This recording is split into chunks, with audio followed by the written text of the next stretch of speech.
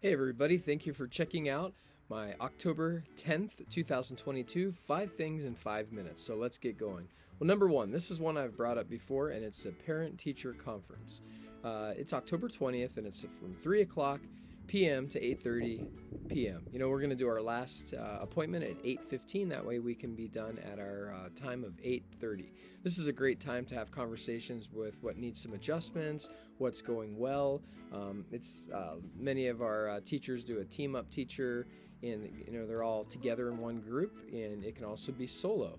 So just so you know how it works, teachers have reached out with people they want to meet with, and they've provided that to Mr. D'Amico, and he is calling parents, setting appointments that way. So that's teacher driven. And then there's the other side. If a parent also wants to meet with a teacher or two, they can also get a hold of Mr. D'Amico, and I have his email and contact information, and that way we are sure that we are filling up those spots and making the most of that night. And I'll do some more advertisement along the way, but again, that's October 20th.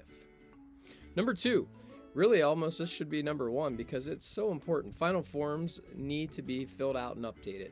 So a lot of you have done that, and I appreciate it, and it's great, and we have the most up-to-date information, but some have not done that this year. Now, why do we need it? Well, we need to make sure that we have the best contact numbers, the best address, any new allergies or any medical concerns. Who can pick the students up, who's on the emergency contact list. All that is incredibly important, and we can only, follow what we are given, and if it's not up to date, it's just not going to do the best at what it could do. So you'll notice I have the Final Forms link. It's pretty easy. If you have any problems, please call the middle school. We'll make sure we get you going, but that is the link, and you might want to do that as soon as possible. This is probably pretty high priority. All right, number three. Number three is student council.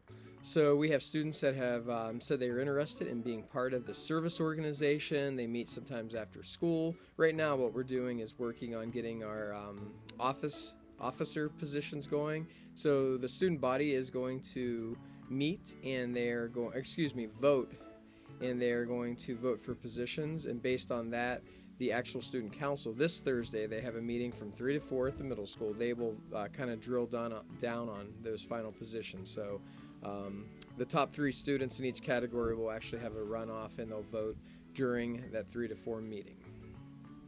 All right, number four. Number 4 is all about the cold weather. So cold weather's come in, and students start wearing jackets to school, and that's good, and that's encouraged. But I did want to make note that jackets, coats, book bags, blankets, all that has to be put in your locker. Cell phones when you get to school. And I do have our handbook quote on that. It's real important. Students cannot be wearing coats during school. So they can wear sweatshirts and hoodies, but just not coats and jackets and blankets and all that.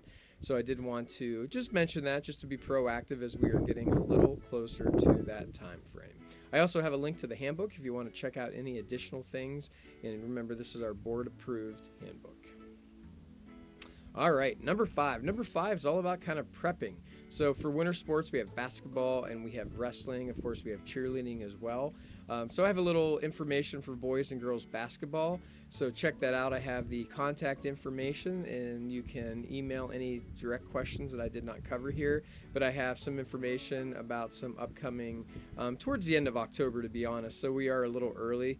But these are some updated information as far as gym times. Like, for example, the girls have 7th grade has practice November 1st, but they're prepping and looking at what tryouts will look like. And then 8th grade again has some information. So on the boys' side, it's some open gyms and some tryouts. So this is the information I've been given by the coaches, and I just wanted to get this all out to you to make sure that you are informed. It's been a great fall season. All our sports, I've enjoyed watching the student athletes perform, and getting to talk with the parents. And I will have some information. We are going to do a banquet this year, so we haven't done a banquet since my first year. So there's a lot of new things coming back now that COVID has kind of slowed down, hopefully.